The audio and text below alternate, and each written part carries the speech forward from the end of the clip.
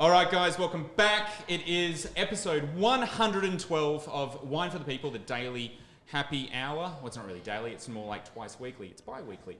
Guys, welcome back. Of course, it is the only show left on the internet where we do not take ourselves as seriously as the wines, and sometimes it's pretty arguable whether we take wine that seriously at all. I am Brendan Carter. I'm the wine jester for this evening, and today we also have an amazing guest, and actually not one that you would imagine. To be honest, I was surprised to actually find him in this country as well. All the way from the UK, we have Bobby Fishel. Not as surprised as I was to be here. Yeah, I can bet. Bobby, you have an incredible array of experience in the wine industry. And before we get into that, because your perspective is utterly fascinating. We do a little thing here called 10 quick questions. Okay. Where it's literally the rules are you can't sit on the fence. You got to choose one or the other. Okay. So you got to. I'm all the abreast, so this is going to be tough. Yeah. But it helps the audience get to know the real Bobby. All right. You ready? Yeah. All right. Barrister or song? Barrister. Liverpool or Manchester? Liverpool. It's real. It's real. It's real. Yeah, we've definitely got. That was quick. That was quick. So I couldn't even It's just that's faster than champagne or bleeds it. pet nat. Yeah, well, It's just like when you say Liverpool or, you don't even need anything else. Nebbiolo or Pinot Noir? Pinot Noir. Oh, nice. Okay. Wow. Aussie pubs or British pubs? Aussie pubs. Nice. That's sick. Kudos to us. House style or terroir? House style. Oak or lees? Please. Nice. Okay. Beaujolais or Bordeaux? Beaujolais. Carbonic or extended macération? Carbonic. Ah, okay. So definitely not a Nebbiolo, man. I tried to slip one in there, guys. No. Definitely not. No tannins here, please. That's right. Cider or ale? Cider. Okay, cool. Yeah. Cool. Some questions on that later. Champagne or pet nat? Pet nat. Ooh, I thought that was going to go the other way. That's two. it's a good No. pub. I mean, I'm not rich enough for champagne. But he doesn't mind a bit of house style. Yeah. And a bonus question. So, mate, you studied a Bachelor of Business and Law. You've got a wine bar called Bunch. Yes. Yeah. Based in Liverpool. In Liverpool. An imports company called Good Fish. Yeah. Yeah. Bring in probably some of the most amazing South African as well as Australian wines into the UK. Yeah, so the Australian, it's a little bit confusing. The import side are moving through Bunch now. Okay. So Good Fish started with South Africa and south of France. But now it's mainly everything's going through Bunch. Cool. So, yeah. And now you've got your own little wine brand in Australia. And I got to ask, mate, why here? What are you doing here, mate? Well, it's weird because I was actually speaking about this the other day with a friend that I had no offense, I had no desire to come to Australia whatsoever. It wasn't something that really interested me that much or intrigued me. I had cousins and friends that came and really enjoyed it, but it just was never really on my radar. And then kind of what changed that for me was Coco and Dave from Yeti and the Coconut. Ah, Coco. Cohen. Yeah. You've all met Cohen. Who did a live stream with you right Yeah, at the one of start. the earliest ones. And he complained that the seats were too cold. It was too cold for Coco. Not a perfect temperature. So yeah, we started importing the Yeti and the Coconut wines. Yeah. But we had a really good relationship with them for a couple of years, and then just the opportunity came to obviously do vintage, but also perhaps have a space to just try making my own wine. Cool. And that was how it started. And you brought some here. Yes. Yeah. Like you literally don't like when you commit yourself to something, you just gonna come out, make my own wine. It's right here, straight away. He's just done it straight away this year. Yeah, what do we just got? Let's crack it open. let's hop into it. What's it called? So the brand or the name of the Everything. the wine Everything. Talk to me, Goose. It's called Just Enough. Okay. Was it? Well, it actually ended up being more than just enough. I planned on just making one wine, just enough wine to fill a barrel. That was how the name came about. That's cool. That's cool. Yeah, I was sat in Bunch with a friend, Liam. Hey Liam, if you're watching. What's up, Liam? Going And international. I was just deciding, I didn't know what we'd call, talking about names, and he said, how much do you have? I said, oh, just enough wine to fill a barrel, and then he said, you should call it that. And then the next day I was on the phone to Coco, and we were talking about the kind of fruit I get. Did you take advice from Coco? And he said, no, I didn't, but he said on the phone, Exhale. he said on the phone, we've got just enough fruit to fill a barrel. So I was like, well, I'll There you call go. it just enough for now. No one's gonna know about it anyway, so it'll be fine. And then, I made 3 wines that are all named after Radiohead songs. Nice. Nice. Suddenly it's just like, Yeah, you've got me on. Winning You've got points me now. on board. do you want to have a gander? Yeah, absolutely. So this is Identikit. Nice. Yeah, cool. And also like with the labels and the whole brand, the idea, I don't know, natural wine is such a fun industry. Like bright colors, really bold. I just wanted to go a bit moody, A little bit dark. a little bit darker. A little bit dark. Yeah. We're starting to see like a few producers come out and do that in Australia. This smells incredible, man. This is like stemmy. It feels a little bit like Cabernet. Yeah. So Merlot. I mean, I was told God. all the way through the winemaking journey that I'd be stressed about things, scared about things, tasting things all the time. And this wine stressed me out so much. Really? Yeah. It's so playful. That was the idea. So when the concept behind this wine was to make something that kind of tasted similar to the way that the song sounds, if that makes sense. No, it makes complete sense actually. And for me, that was kind of a bit tense, a bit Yep. nervous, a bit prickly. There's a Yeah. lot of syncopation on the drum beat, so it's kind of like it's not soft and smooth and comfortable. It's quite, It's thrilling. it's kind of awkward. Yeah. Yeah, I wanted to make an awkward wine. That is so That's, cool. yeah. so yeah, the song came first. Yes, the That's song so came first. cool. So what? Talk to me about the wine. Talk me through the wine. What's because this is Happy Juice. This is I think one of the things you just said about natural wine being fun. This is fun. This is unadulterated fun. Yeah, well, that was the aim. I also wanted to make a wine that I could drink because there's not a lot of it. The plan's not global domination. The plan is something fun and easy that I can, drink by myself if no one else wants to. That's why it needs just enough. Yeah, exactly. Just enough wine for me. It's Cabernet Franc from Sellex Hill. Cool. Chardonnay from Gemtree. Yep. Oh, cool. Clarendale Gemtree. What co-fermented? No, so fermented separately. Yeah, right. All in tank. Yeah, right. Blended together, and then about 50 litres of Zinfandel lees stirred in. Casually. Exactly. Just a little bit of body. It was just a little bit too lean, so something to kind of add a bit more body and texture. the Oak and Lees reference. Yeah, a lot of lees. You got first class honours, business and law. How do you know that? Kind of creepy. Why wine? If you nailed uni, I never really knew what I wanted to do, but went to uni because you're kind of supposed to go. totally. You're told you're supposed to go. But always felt a bit lost, and then I was just really, really lucky that, because in my first, between the ages of kind of 17 through to 18, I didn't drink. I was teetotal, didn't drink at all.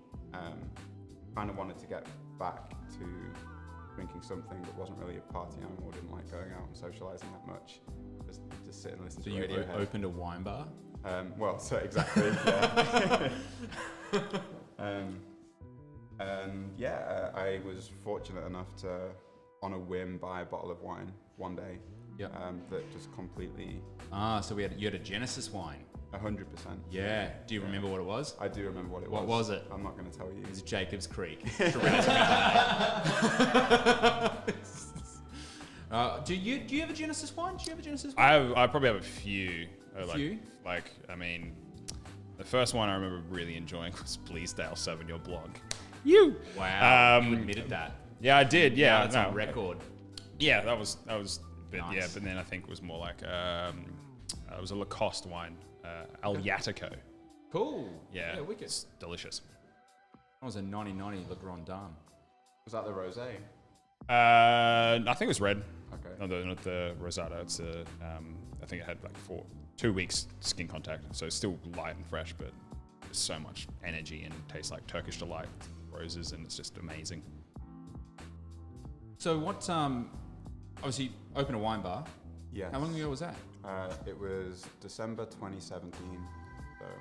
And that's that there, right? Yes, that's the. Yeah. That's wicked cool. We have a live audience here that just gets absolutely pissed off when I put on. I've got more images coming, so you might not. And for everyone listening at home with a podcast, there is an image up on the screen at the moment of Bunch Wine Bar. So when was that? Sorry. December 2017. December 2017. Yeah. So who's looking after it now? What's going on? So we've got a guy there called Dean, who is the best human being in the world without fail. Without him, Bunch wouldn't exist or be what it is. Right. The plan wasn't for me to be here for this length of time. Okay. So I was supposed to come for a couple of months, go home after vintage, and go home after vintage. And you're like, if I'm going to be around COVID way, Australia is just a better. Well, I mean, all the flights were cancelled to start with. I was due to come back in August to bottle everything for a couple of weeks. But yeah, all my flights were cancelled. I got stuck. Cool. Uncool, but it's cool to have you here. And then Dean has kind of he's been running the show since. Yeah, right. How does he feel about that? You'll have to ask him. I mean, we're in communication all the time, and he's just doing the most incredible job. Yeah, right. I'm particularly excited. I spent to visit. Actually, I think everyone's sort of excited to get back traveling again. But sure. Liverpool was actually one of those places that really kind of blew my mind. We were just having a conversation before about the Liverpool-Manchester bit of rivalry there. 100%. Yeah, there's definitely a rivalry there. I don't think there should be any rivalry because I know what I would choose. Liverpool. Have to say that. Have to say. No, it was good fun. It was awesome. There's like a blue collariness about Liverpool, and that's where I think natural wine itself has such an amazing inroads to, because it really, and this is sort of an overused term when it comes to natural wine, but talking about like democratizing wine, it's more less about democratizing as I think it is about making it accessible, because there are many aspects of I think natural wine that are less democratic and more dogmatic. Yeah, sure. If anything, but it is without a doubt accessible for people that want to get into it. People are very inclusive of those that are interested in it. But that's the thing about Liverpool, that why I felt confident opening somewhere. Mm-hmm. I mean, the feedback we got when we told people we were opening a natural wine bar in Liverpool is, "Are you insane? Like, just don't do it. It's a ridiculous thing to do." Really? People told us we need to make sure we've got at least 20 gins on the list because we're just going to be selling gin. Wow. Totally. For a year and a half we did no beer, no gin. How did that work? Wine. So did people rock up asking for gin and beer? Yeah, it happens all the time, but we just kind of stuck to our guns. And the thing that I'm most proud of about the bar and anything that the team has done is the loyal customers that we have there, they've just got behind it so much. Yeah. And it's provided that. I mean, Liverpool is a city which is kind of anti-establishment anyway, and the natural wine world suits that so much. So the two kind of just went hand in hand perfectly. And now the amount of Scousers that are going around chilling bottles of natural wine. It's so good. Well, we've got and thanks so much for everyone being really active on the comments as well. It's been a Genesis wine, Coriol Sangiovese, absolutely. Absolutely awesome picture. Bunch come inside, it's warm, and we have wine. Yay, Liverpool. A lot of Liverpool love here. But a question has come in going, if you had to pick a wine to pair with a meal from McDonald's, what would you recommend? I mean, you got to clarify the meal. Are we talking McFlurry? Because, I mean, is that a meal or is that a condiment? Let's go Big Mac. Let's go. Classic. Yeah. The hallmark Macca's burger is a Big Mac. I mean... I drink this, to be honest. I would drink this. I've got to be honest, I've not had a McDonald's in Either. I don't know, 10 years. And the most recent order I made from McDonald's was a little box of grape tomatoes. Wow. Yeah.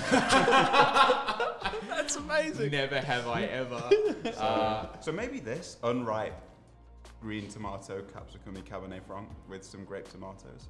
I think that's Yuko Frostachime is going Pet Nat. Mac has a Brown Brothers Chardonnay cross Semillon. Not bad. I mean, I think acidity is definitely warranted. I think bubbles has been proven time and time again to work really well with stupidly high fats. Pink Pet Nat, I reckon, would be really good with a Big Mac. Just gonna say, like some cool natty trousseau would be really cool. Yeah, Something Jura-esque, I think, something with a bit of sourness to it would kind of like pick up on the pickle. There you go, Twitch. That is tearing apart wine, natural wine, and blue collar food pairings, if I can call it that. And we will get onto that. But I want to know. My answer to that question is the Baracchio Pashrash. Yeah, Yes. yeah, 100%, 100%. 100% into that. We polished up a bottle of that the other day, actually. It was fantastic. And we also discovered his wine goes really well blended with stout. Have you ever done that? I 50-50 really stout and Pet Nat. Guinness, as was Mark's request. Yeah. I can't say I've ever done that. No. Yeah, then you haven't had your world rocked. How's COVID treated you? Like, what have, obviously, you're here, you're stuck in Australia during, evidently not our best seasons. No. But is an end in sight? Are you looking to go back to the UK? Honestly, I still don't really know what's going on. I will 100% be going back to the UK, Dean, I promise. It's just when. The issue for me is the borders. I mean, COVID's been great to me because it's given me this time here, which I wouldn't have had otherwise. Yeah. I've got to learn a new country. I've got to make loads of awesome connections and great friends, meet some really nice people, see the evolution and journey of these wines, which I wouldn't have otherwise been able to do. Yeah, but the issue with COVID also means that if I leave the country because the borders are closed, I can't get back in. So the decision to leave has to be a decision that's not taken lightly. Yeah. Okay. Well, Paul's trying to be going, what would you pair a scouse stew with? No, what to pair scouse with? Something meaty, maybe like a Rhone blend. Yeah. Biggie root there, something, a bit of Brett. Yeah. Is mousiness, can it be a complexing factor? No. Can Brett be a complexing factor? Yes. Yeah, correct. That is the correct answer. Well, let's talk about natural wine. We've avoided the overt conversation. We've almost been proud of the fact that we're not going to talk about natural wine in the show because we think that there is probably more useful conversations to be had. But we thought also, considering you're not from around here, we thought you were such an amazing sort of bastion for the movement as well. Yeah. Obviously. Pursuing, and this is evidently in that same space, this particular wine, obviously running the wine bar and also the imports that you brought in, you really are sort of throwing your hand up and waving the banner for it. We thought you'd be the best person to really talk about because typically people that are in the realms of natural wine, adore it, love it. Yeah. But do you think natural's an unfortunate name? Do you reckon it's just an inefficiency in English lexicon to be able to describe what it is? Potentially. I mean, we've had this debate about is natural wine a good term so much. I think the issue is when people are polarized by a term or they're in one camp or the other. Just because I love drinking natural wine or what we would see as natural wine doesn't mean that I hate conventional wine or think that conventional wine is wrong. And it's the same with people that just see the term natural wine and will immediately, they won't like a wine if it's natural before even tasting it. Preconceived ideas and all. 100%, yeah. There is actually, I was surprised when looking at one of your Instagram pages. There's an amazing lexicon that I actually think it's a French person's interpretation of lexicon, but this particular wine here, you fuck my wine. Natural or not natural? Natural, yeah. Yeah. It's actually, it's a really cool, have you had that wine before? No, I've had the opportunity to almost have it, but it's been that late in the night that someone's like, oh yeah, let's have it. And I'm like, we are literally like 4 or 5 bottles deep right now. We cannot have another bottle right now. So I think the, I could be wrong, but I think the story behind that wine is, it's a guy called Fabien Jou from Cahors. And he makes his wine from a grape called Juracon Noir, I think. Yeah. And the AOC body there said that you couldn't label your wine as Cahors if you make it from Juracon Noir. Is it Juracon or Juracon Noir? Juracon Noir. Juracon Noir. I don't know. Because they only wanted what, Malbec? Yeah.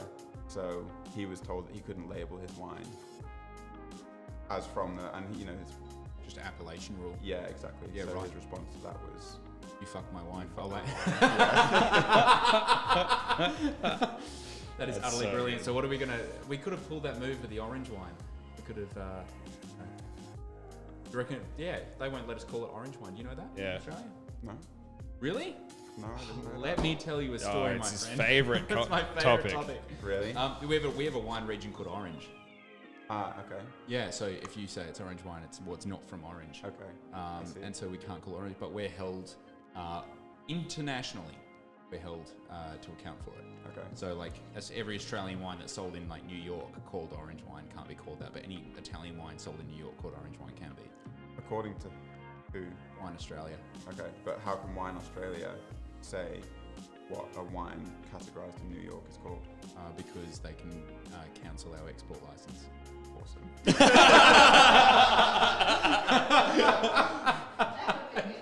Yeah. Yeah. Democratizing wine. Yeah. All right. So, are we too attuned to wine's faults? We talked, briefly about, mousiness, and do you reckon we've just become used to sterility in wine, and we're sort of missing the forest for the trees when it comes to just this concept called wine, this beverage called wine? 100%. I think the discussion or argument about kind of typicity in wine is something that I find really interesting. Is that a wine should taste like this if it's made from these grapes in this place. I mean, who's deciding that and why is it decided? I think that's a really interesting discussion. So you have like a love-hate relationship with like appellation bodies? 100%, yeah. Yeah, Yeah, right. especially when they are creating laws that mean you have to filter or you have to have these kind of attributes in your wine. I don't really see the point in that. But I think in the natural wine world or the natural wine movement, there is also, it can go too far, and it can go full circle where now I worry that we taste wines looking for fault rather than just enjoying the wine. And I know I do it. Yeah, So yeah. sometimes I'm worried about, is a wine gonna be mousy? So instead of And sitting you're like there just waiting for it. Exactly, To hit you. yeah. Yeah.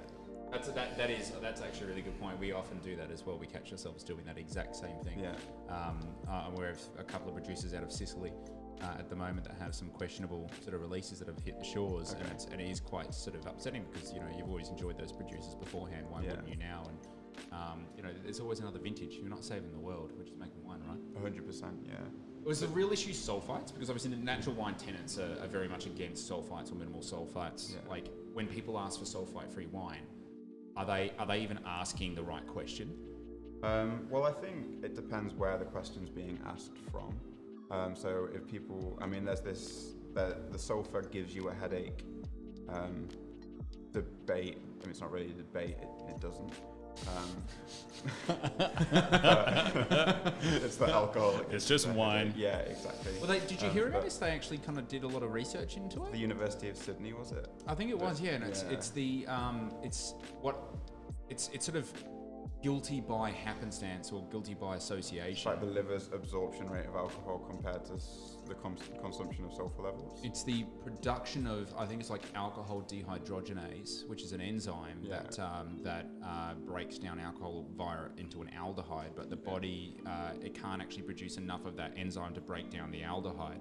And if and sulfite prevents the production of that enzyme. If your body starts to accumulate aldehyde, it will actually buffer itself by moving water essentially to your liver to make sure that you don't poison your liver with aldehyde. Yeah.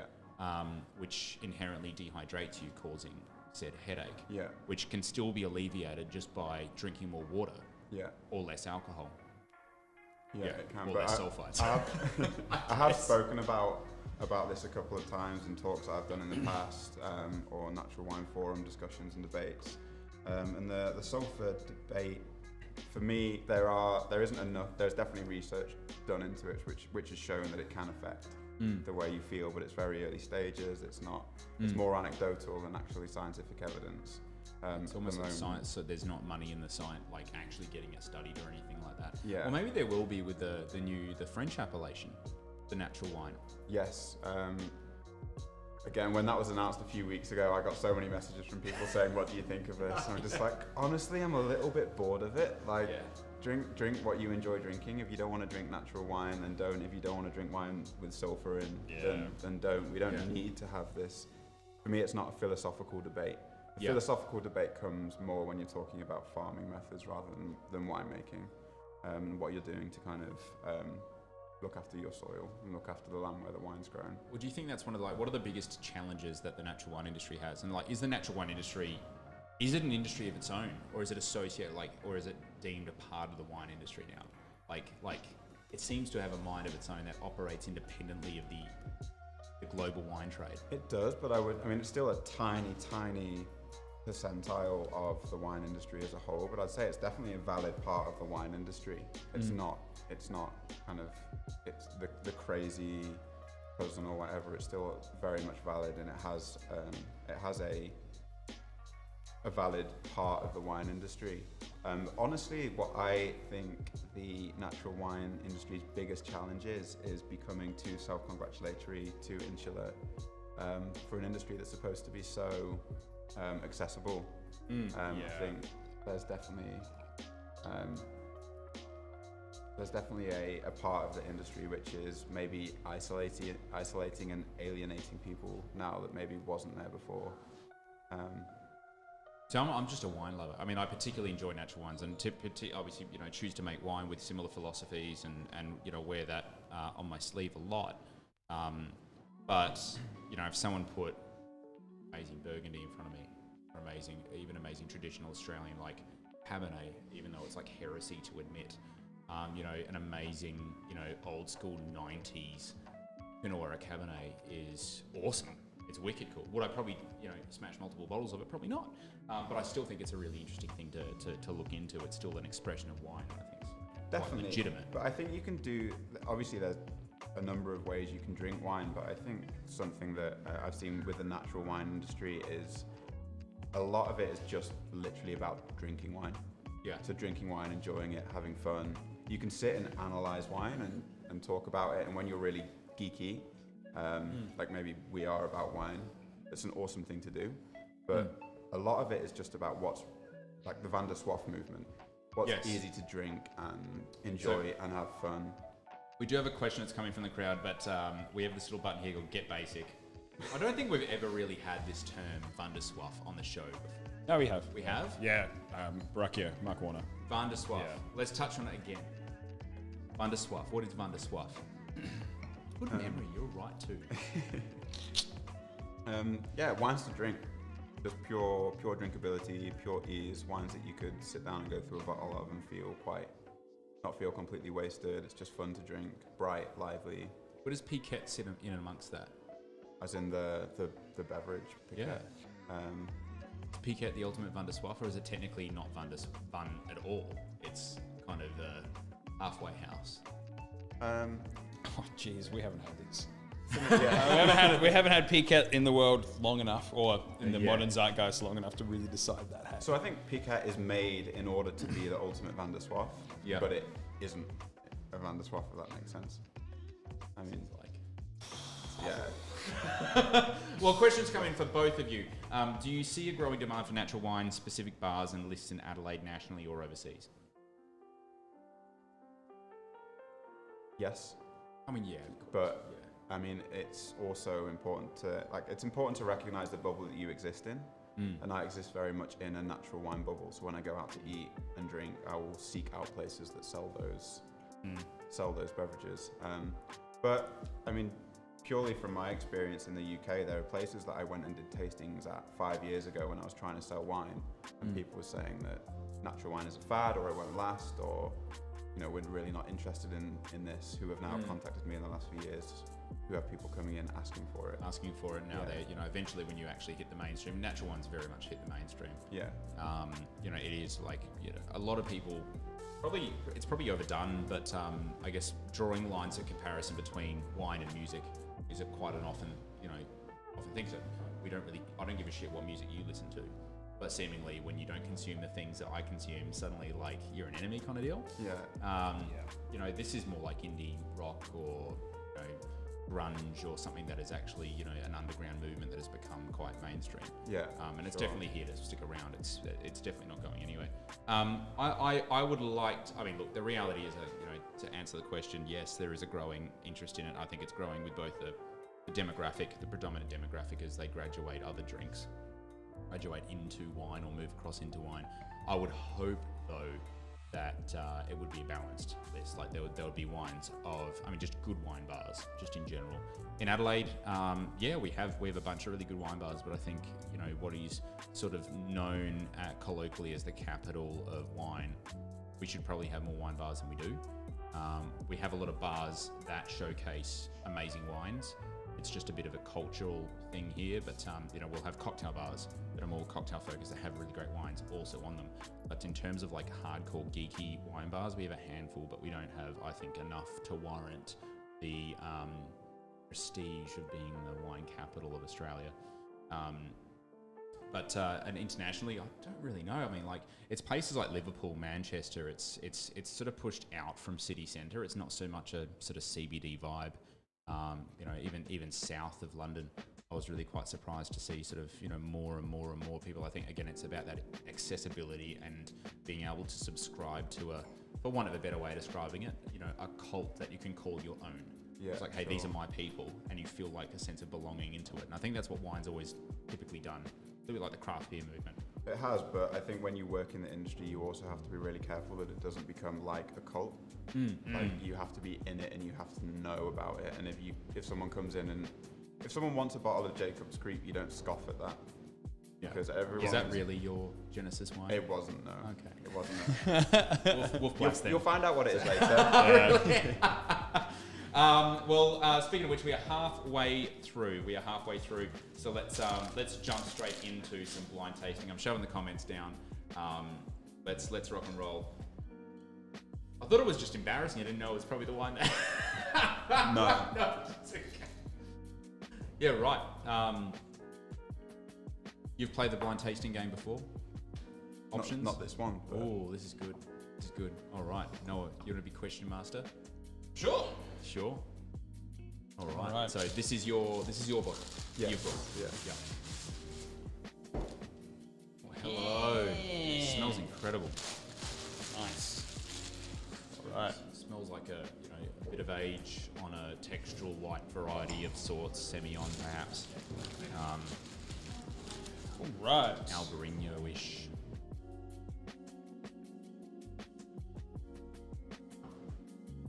Well, it's definitely white. It's definitely white. Yeah.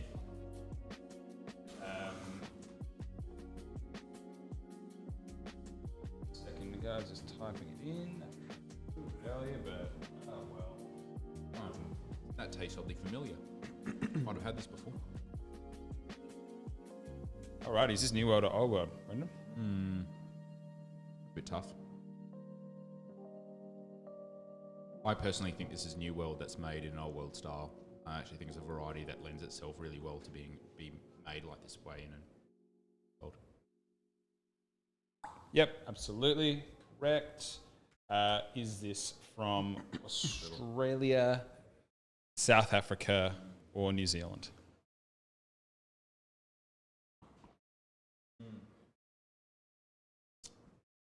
She's got those like Shannon vibes in South Africa kind of deal. Like a bit of age on it, slight amount, but it's also, honestly, it reminds me of Fiano. It reminds me of a really cool chalky Fiano out of Oz. I'm going to go Australia. This is from South Africa. Yeah, right, okay. Cool. This is the way to my heart. Yeah, this is awesome. This is wicked fun. What's the variety, Brendan? Shannon. This is Shannon Blanc. Yeah. Yeah, there was no point in doing that. Yeah. This is, I've had this before, I reckon. What is it then, Possibly, Brendan? Possibly. It feels like El Bandito. It feels like Swartland Shannon. Straight on it. Awesome. Yeah, 2018. 19. Oh, fresh. Not even some age. Warmer vintage? Was it 2019? Was it warmer Yeah. vintage? Yeah, wicked 2019 cool. is hot Well, everywhere. It's Swartland. It's probably going to be pretty warm. It's 12.5%. So What? for Craig, that's big. Yeah, right. This is a wicked cool bottle. That's wow. So what was the fascination with bringing in South African wine? So this wine, the El Bandito Cortez, was the first bottle of wine I ever bought for myself off a shelf. Really? Yeah, 2009 vintage. Yeah, right. Yeah. And that was the wine that sort of got you into sort of importing wine itself. Yeah. So it was actually just complete coincidence, really bizarre by chance, but I was drinking the wine and hadn't really had anything like it before. For me, it was the acid. And ever since then, I've sought out acid in wines. I love acid in wines. Totally. But I just found the acidity from zero wine knowledge at all, just something really invigorating. And then I sent, after finishing the bottle, sent a drunken email to Craig. Oh, really? Not expecting anything to come of it. Never heard of the guy, never heard of the winery. And then he replied with such a nice email. Yeah. Said he was coming to the UK for tasting, so I met him there. Cool. And my mum's South African. Yeah. And spent a lot of time there when I was a kid. It's a country that I feel more at home anywhere else in the world. Totally. So I went over there and spent a bit of time there. Craig became like a little bit of a mentor and a friend. And then it kind of stemmed from there. I met all these amazing people who spoke English, which was for a Neanderthal like me who only speaks one language and barely. Yeah. I could communicate with the winemakers and I could speak to them. Of course. Yeah. And then Craig, I went over there a few times, and then to the Swartland Revolution festivals. I just completely fell in love with the people, the culture, and the wines as well. So when I went back to the UK and couldn't buy the wines there, that was how the imports journey started. I was surprised in the UK, and most people in Australia probably won't be aware of this, like how established South African wine is, of a particular ilk as well. Like the natural wine scene in the UK is, I'd say, as far as 70% of most listings is always going to be South African. It's pretty incredible to see. Yeah. We see none of that here. Like Barely. we get Bayers Cliff. Right, okay. Yeah. That's pretty much it. We'll be lucky to find Dimers Fontaine here, and we're talking like they're quite significant established producers. Yeah. Of course, we can find the natty guys like El Bandito is available, but there is just and I want to say it's like a sea. Like there's so much of it. There's just adequate representation of what is a very established wine industry that are doing a great job. We just don't see a lot of it here. Yeah. What do you reckon it was about South Africa that inherently gazumped Australian wines like of the similar ilk inside the UK? Like, why is there such a fascination with South Africa? It's a really good question. I don't think I know the answer to it, but because for me, my wine journey started with South Africa, and then it moved on from there. So I've always been seeking out and always been aware of the South African wines. I think maybe the exchange rate from the pound to the rand helped a lot.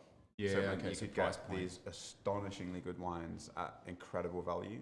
Totally. I mean, even still, some of the most expensive South African naturally made wines are still cheap in the UK compared to wines of a similar quality from a different place.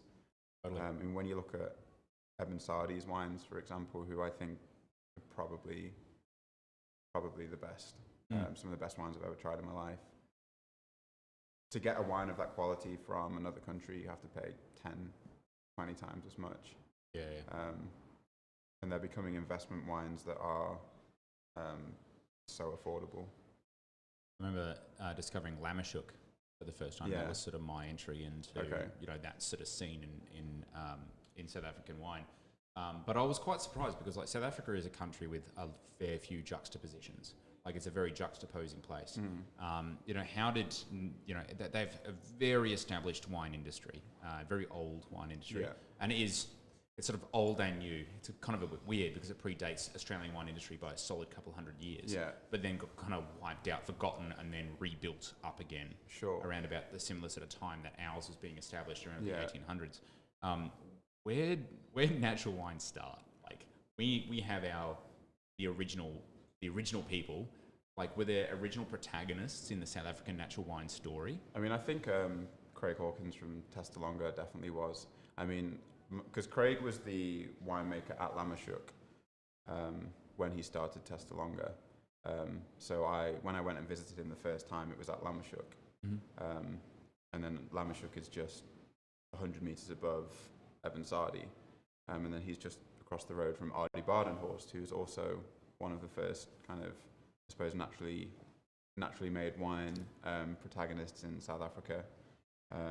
But the South African wine history is a really interesting one because, I mean, apartheid obviously changed so much with international trade, and the wine industry was kind of monopolized by one big corporation, and then post that, the natural wine scene had to be built up a lot.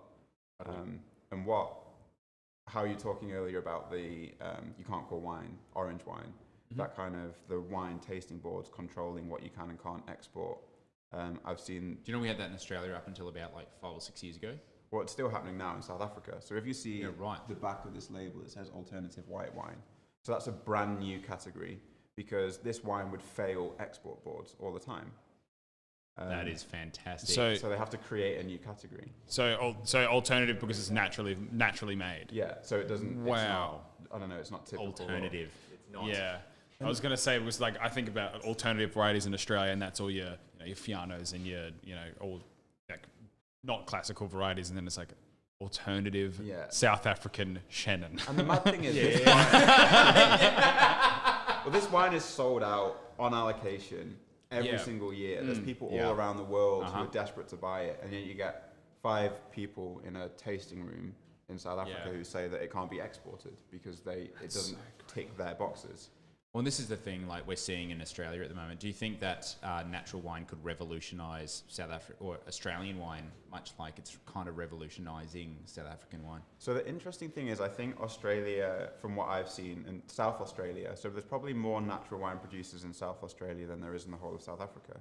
I mean, there's so many more, and I'm not sure why this is. There's so many more smaller natural wine producers here, but then there are the ones in South Africa which are much more well established and have made kind of a bigger name for the industry. And I don't know what the figures are here in terms of export and the culture of South Australia and natural wine drinking, but I know in South Africa almost all the wine that is made there is exported for international markets. It's not drunk in the country.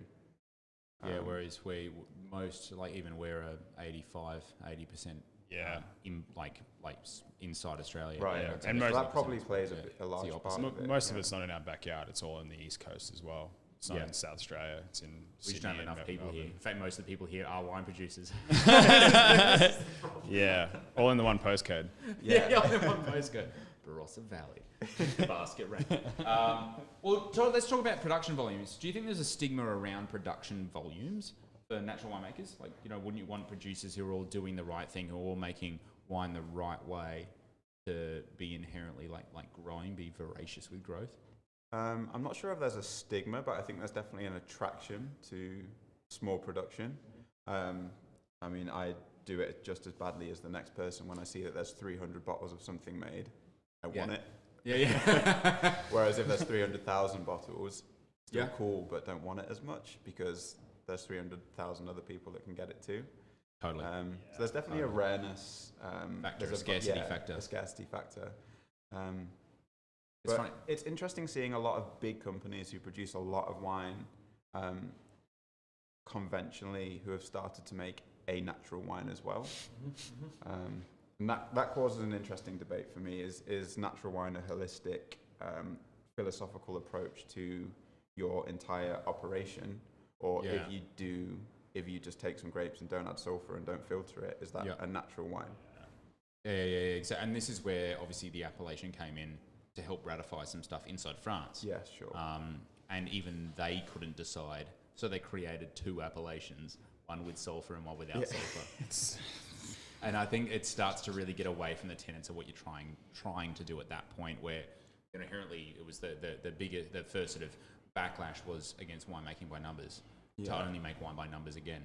It's interesting in Australia we have this sort of imaginary glass ceiling of like 100 tons. If you're over 100 tons, 100,000 bottles, then it's hard to conceptualize someone making wine in a particular way. And I did a bit of research. There's a couple of wine brands that I think we call them like Som Life, big label energy wine brands. Okay. Testalonga's like, in that sort of realm, and Bandito is. But there's a couple out of Italy, Cos, for example, and Occhipinti. They're quite well-regarded wine brands. So Cos's last vintage, which was a smaller vintage, was 200,000 bottles. And Occhipinti was 150,000 bottles, which is well and truly, it's 200 ton. It's quite a lot of bottles, quite a lot of wine. Yeah. But quite, they're not the cheapest wines. They are, I think they're really tasty. Wines are fantastic. There's nothing that if someone put, Cos anything in front of me, I'm going to really enjoy it. Yeah. But there are also plenty of wineries that I know that make that quantity of wine that don't make make it in that sort of philosophy. Yeah. In Australia, typically we see similar producers in that sort of 60,000 bottles range that are established. Do you think it's an issue that these kind of, like, is there a limit? Is there like a can someone come out and be like, okay, we're gonna grab Penfolds, we're gonna turn it around, and 100% natural? Well, I think I think it depends on the context in which you're asking the question. Are you asking that question? Is it an issue for the debate of what makes a natural wine, or is it an issue for the people that are consuming that wine, that this winery is making 100 ton or 200 ton? Because the thing is with Cos or Occhipinti, if someone comes into a bar or a restaurant and they're not used to drinking natural wine, and they're not a fan of Brett or volatility or any of the other issues that can come with natural wine, you're more than happy to serve them Cos or Occhipinti, because that they're going to be well made, they're going to be clean, they're going to be fresh, but they're still made in a way which is respectful of the land and respectful of the fruit. But you could get into a debate and say, well, they're not really natural because they're using a lot of machinery.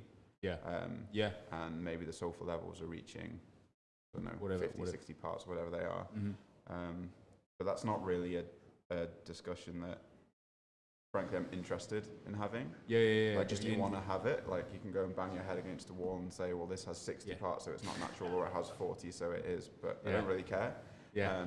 For me, those it's just wines, tasty wine. Exactly. 100%. I mean, I drank a bottle of Cos last week, an Occhipinti the week before, and it's just awesome to have these wines that you can rely on, but yet they're still made in a way which you feel comfortable about, and they become gateways for people to kind of explore the different aspects of what, just wine in general. Wine, really. Exactly, 100%. Yeah. What about cider? Like, cider's been made forever and a day in the UK. Yeah. And last time I checked, cider is by all standards probably one of the most, if you were to look at the typical natural tenets of natural wine, like, it is pretty natural. Have you seen a growth of more cider producers inside the UK because of that movement? Definitely, but my kind of, I don't know, background or experience in cider is almost nothing. So I don't really know. I don't drink beer. I've never really drank cider. Never been that big on spirits. As I said, I was never a big drinker. So it's kind of been stuck to wine. But the interesting thing that I've seen is, from the wine journey, I've started seeing a lot more ciders, because a lot of wine producers are also producing cider. I mean, working with BK recently, he made the cider this year. It's incredible. Yeah, it's so absolutely. It was incredible. It's unbelievable. But then, there's so many producers who are also making a cider. I've definitely seen a growth of co-ferments as well. Yeah. So like between grapes and fruit. Yeah. Which has been really interesting. I mean, I had one recently from Anders Fredrik Steen, which was 50% apples, 50% fruit. And it was awesome, and it was fun, and it was tasty, but it was $165 on a list. So, one day, we're going to have natural Texan blueberry wine, and we're all going to think it is the best thing since sliced bread. Yeah. You know that's going to happen. And you blind taste wine and you just is a like, thing. Beaujolais, surely. Yeah, that's Surely. right. They've discovered carbonic watermelon. But that goes back to the Van der Swaff debate, and where natural wine can be difficult sometimes, I think, is it's made to be tasty, it's made to be easy drinking, but then the price point often doesn't reflect that. You know, you can have something which isn't complex, it isn't super interesting, it's not really reflective of place, it's just a fun beverage, but it's expensive. Yeah. And that can be a challenge sometimes. Price between quality. Well, Bobby, we've got 10 minutes left, and we're not going to let you leave here without having played a bit of games of blind tasting yourself. We have 3 wrapped up bottles here behind you. Okay. I don't know what they are. Okay. Noah's wrapped them up. I have no clue where they've come from. So make a selection. The middle one. You can have the middle one if you want. Yeah, absolutely. And give it to Noah. Noah's going to grab it. No. Noah, would you like that? Yes, please. Yeah. And I'm going to shove the comments down. Would you like that? Yep. Nothing but neck. And we're going to delve into the delights that are. In fact, I will. We're going to delve into blind tasting. I have a bit of fun with this one. You said to us, actually you didn't say to me, I actually saw it on an amazing YouTube video that you spoke on. That grapes are the most, I think they're the most chemically sort of laden crops next to citrus. Yeah. Is that legit? I think that is incredible. If I said it, it's true. Yeah, officer. Yeah, absolutely. Just don't Google it. Just don't Google it. But they are having obviously studied winemaking before. There are numerous amounts of both synthetic sprays, organic sprays. There's a lot of spraying that goes on in something like grapes, especially something that's sort of prone to humidity based. Faults, things like molds, rots, etc. And obviously, in the realms of natural winemaking, things like organics, biodynamics are a huge thing. The method of farming. Have you seen any because biodynamics was determined quite a long time ago. Yeah, sure. And there's not been a lot of growth. It was actually quite a scientific thing at the time. Rudolf Steiner, who developed the whole sort of concepts of biodynamics. But that was forgive me, was that late 1800s? Yeah, I think so, yeah. So, but you've got people here that are these days that are you need to follow the biodynamic tenets to the core. Yeah. Even though those tenets were developed in the 1800s. Yeah. Have you seen new methods of farming creep into natural winemaking circles where people are trying to scientifically sort of push towards a more, I guess, either regenerative or permaculture or fukuoka? It's actually really interesting seeing sort of Japanese methods of farming. 100%, yeah. What I think I've seen the most of is a combination. Mm-hmm. So it's not necessarily people being less sticking to the principles of one particular vein of farming, rather and not looking for certification, rather taking an approach and taking bits that works for their piece of land, from organics, from biodynamics, and kind of creating their own little system that works for them, without caring about the certification. Yeah. I think I've definitely used this quote a lot. I think it's Jean-Pierre Amoureux from Chateau Le Puy that said, asking me to certify my wines as organic is like asking a high jumper who can jump a bar at 2 meters to jump a bar at 10 centimeters. It's something like that. The certification doesn't make sense. But they're there to serve the certification bodies. Yeah. They make an awful lot of money. Sure. They actually make it really, really hard. In Australia, if you ever look at the cost of organic certification, do you notice that too? It smells whack. Yeah. It smells like if you grab one of those purple grape lollies and just smell the purple grape lolly, it smells like an It smells like menthol for me, like toothpaste. Yeah. This is a bit out there. Is it? Is it? Is it? Honestly, it smells like there is totally menthol, eucalypt. Alrighty. I could smell this all night long. It's good fun. This is wicked fun. It's very yum. Is this New World or Old World? New. Yeah, it's got to be new. This is New World. Is this from Australia, the United States, or South Africa? Australia. Yeah, just fruit weight. So rich, so robust. And eucalyptus trees, right? Eucalyptus trees, menthol. Is this from South Australia, Western Australia, or Victoria? I reckon I've had this before and I don't remember. I just Tastes like something skinsy, but it's been an interesting journey for me, kind of tasting the regionality of Australian wines. Yeah. No idea where, like, I wouldn't be able to taste a wine and pick the region, I don't think.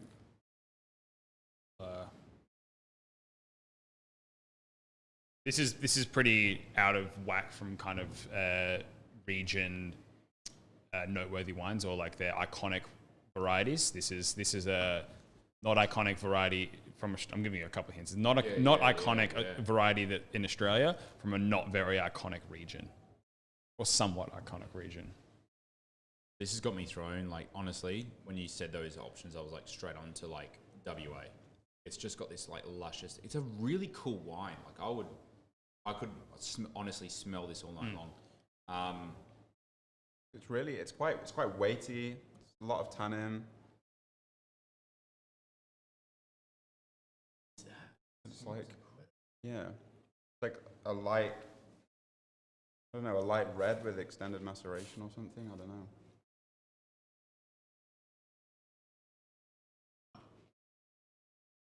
I'm gonna go Vic. I'm gonna go Vic with it. This is from South Australia. Right. Is this from the Clare Valley? Is this from Rattenbully, or is this from Langhorne Creek? Man, if this is Creek, like, got me questioning whether or not, like, why do we set up a winery in Adelaide Hills? Yeah, it's got to There's go. so much cool shit coming from the creek right Is now. Langhorne Creek famous for like salinity? Yeah, hell yeah. Yeah. I reckon I'm this feels like Tauriga. It's got like some Tauriga vibes to it. I'm going Creek. Yeah, Langhorne Creek. This is from Rattenbully. Where's that? Right. So that's just kind of closer to South Australia, closer to Adelaide from the Coonawarra. Okay. So like Mount Gambier, just on the Victorian South Australia border, probably about like an hour and a half north, and just There's only like a handful of producers in Rattenbully. yeah, I've Like never a heard of it. handful. it's a very forgotten about region. I love the name. Rattenbully. Rattenbully. Like WRATTON. Bully.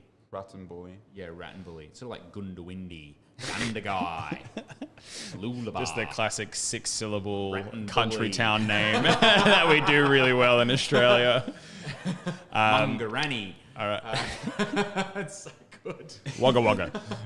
Rattenbully. Well, this has got to be this definitely has the quality to be the only producer. At least there's only a handful of producers, but this is pretty high quality. This yeah, I feel I know the producer, and therefore probably know the grape variety. Is this Tauriga, Tempranillo, or Barbera? Okay, I don't know the grape. I was going Cabernet You Franc. just said Tauriga. Yeah, I know, but yeah. You got the game though. He's playing the game. Yeah, Done this 111 times. He knows what's up, man. Tauriga, Tempranillo, or Barbera. yeah, this is Barbera. This is definitely Barbera. This is Barbera. Yeah. Yeah, I would never have picked this. Producer? Well, the only producer that I would know of at this sort of level. There's two. Mm-hmm. There's two that I know that are at this level. There is Tappa Napa. Big investment in it. But I think this is, I have a weird feeling this is Shaw & Smith. I reckon this is their sort of little label. No. No. Yeah, Shaw & Smith do Barbera, did you know? Yeah. Oh, is this the other Wineco thing? No, this is pre-other wine code. Oh This my is- God. Yeah, it's incredible. That's- So no, this I don't know. I know what it is. I know what it is. There is yes, yeah, it is. Sue Bell's Bellwether. Yeah. Yeah. This is cool. This is cool. Have you met Sue Bell? No. You have to before you leave Australia. You have to go and meet Sue. We actually owe Sue like a live stream. We have to go down. Yeah, let's go down to Coonawarra and drink some Cabernet. Yeah. And stay at the fun. She got a shearing shed. You can go stay at an old shearing shed. Really? Yeah, clamping tents and everything. It's fantastic. But Sue comes from a background of quite large like industry scale winemaking, but has one of the most amazingly like genuine, authentic connections to land. Okay. It's not funny. But when you think of all the wine producers down there, you don't really think about things like Adelaide Hills. You kind of largely miss, you know, the sort of artisan handcrafted stuff until Sue came along. Right. Started Bellwether. Every single one of her wines are bangers. They are just so well crafted. Like this is that I could smell this for ages. This is such a cool looking Barbera. It's a grapiness, like the actual, like if you looked up grape in the Sunburst dictionary, you would literally just find this wine. It's incredible. That's awesome. Tk you. Oh, no worries. Never heard of Bellwether, so Never heard of Raddenbully, never heard of Bellwether. Every day in Australia is, and this is the thing about like Australian wine. Like we are quite lucky in the fact that we do have, like you noted, so many different artisan wineries here. Yeah. I'm sure when you arrived, you were like, I don't know. Yeah, it was amazing. Yeah, there is so many that aren't represented globally. Like the global perception of what Australian wine is actually really quite distinct to what it actually is. Since I've been here, we've picked up for the imports company like 4 or 5 new producers. Oh, wow. Because just had no idea they existed, and you're tasting the wines, you're like, oh my god, these are amazing. Why is no one bringing in these wines? Well, mate, we are over time. Oh. We're like, yeah, I told you, quickest hour. Sorry, ever. I'm always late. But I've got time for one more question, and this is probably the most important question. Let's talk about mashups. You've probably heard of natural wine and fried chicken. Yes. It's a thing. Natural wine and everything's become a bit of a thing. What other mashups have you noticed, or events that you've been doing that's just like natural wine and? So my favourite thing in the world is natural wine and pizza. Just straight up. Yeah. Just any sort of pizza. Yeah, and when I Makes think sense. about like the best natural wine experiences I've ever had, most of them involve pizza. I don't know whether that says more about the pizza or the wine, but Luckily, we have Sunnies. also music, so like natural wine and vinyl, or natural wine and music. Natural wine and hip hop's a massive thing. Huge. Yeah, Yeah. really, really It's big. stupidly big. 90s hip hop too. Natural wine and Radiohead, not so much. We can make it happen. Yeah, But- lots of sad people. Yeah, sad people drinking natty wine by themselves. Yeah. I'm into it. Awesome. Well, mate, Hugo Frost has just chimed in. I concur with a pizza emoji. Bobby, mate, thank you so much for this evening. It's a pleasure. Been a Thanks pleasure. so much. Noah, of course, thanks so much for running around producing. Thank you. And of course, live audience, Laura, Steve, and Richard. Thank you so much for chilling for a little while. And of course, everyone at home, thank you so much for chiming in. You've been an amazing audience. Hopefully, we've answered some of your natural wine questions. If not, send them through. We'll answer them. But we will be back on Wednesday. Now, we've got a little bit of a public service announcement. Wednesday is going to be our final episode for a little while. That's not to say we're not going to be doing some pretty amazing things over the course of the coming weeks. I think you'll understand when we start doing what we're going to be doing, why we can't do this anymore. Needless to say, it's actually physically not going to be here, although this is going to come back in a few other different iterations. Although to go out with a bang on Wednesday, we're going to be talking about one of our favourite topics, not his, Nebbiolo, one of mine. We're going to be talking about with a previous guest who's been absolutely fantastic, whose insights are really interesting, Sam Scott. And we're going to be delving into the realms of Barolo, Barbaresco, Lungay, whites and reds, etc. Feel sorry for your gums after that. We're bringing Listerine. Very high tannin Wednesday evening. So if you've got some Barolo, if you've ever wondered about drinking Nebbiolo Barolo, then crack one open with us on Wednesday. Ask any questions you might have, and we'll be here to answer all of them. But that will be our last live stream in this format for a little while, probably around about 6 weeks, although we won't be gone for 6 weeks. We'll be doing various things, which we will announce in due course. Don't worry, it's very exciting. But until such time, guys, thank you so much. And we will be back on Wednesday.